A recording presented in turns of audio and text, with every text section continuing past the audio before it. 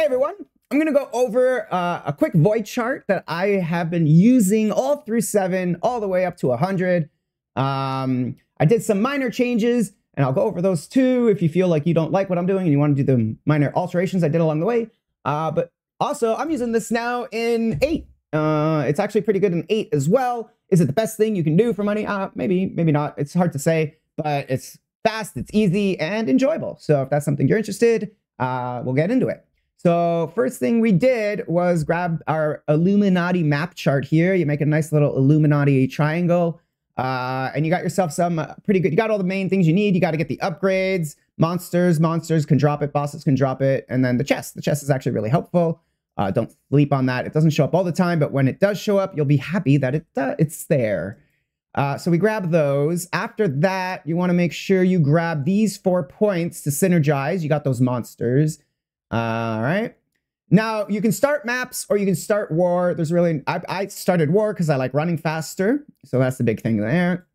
And you grab these more magic monsters, and these magic monsters also give you more drop affixes, and then you get the cards to do more deep space beacons, and it's just all around great synergy for what we're trying to do. Finally, with your last points, you have a choice here. You can throw them into Nightmare. I recommend Nightmare, especially in 7s. This combos with the war. You get really, really fast. You get lightning. You blow stuff up.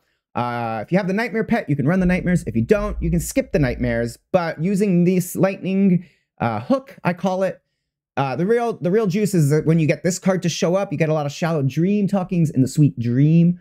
So if you like running Nightmares, you can run them. If you don't, you can skip them. Either way is acceptable. 7, they're not that great anyway. Maybe it's the meta is to skip it in 7, but once you get to 8, if you have the pet, definitely run them. They're pretty good in the 8. They just keep getting better as you go deeper.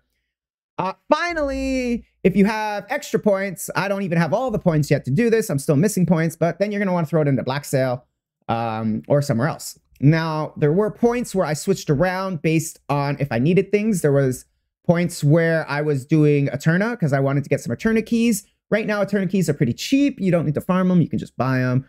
But while I was leveling, I farmed a bunch of Eterna keys. So I took Nightmare out for a bit and I put Eterna in. There was a wave where I took Nightmare out and I put in some fragment killing action. And I actually, when I do my fragments, I only put in these 8 points and I combo it with bosses. So I was doing Eterna. Eterna has a lot of bosses. I put the fragments in.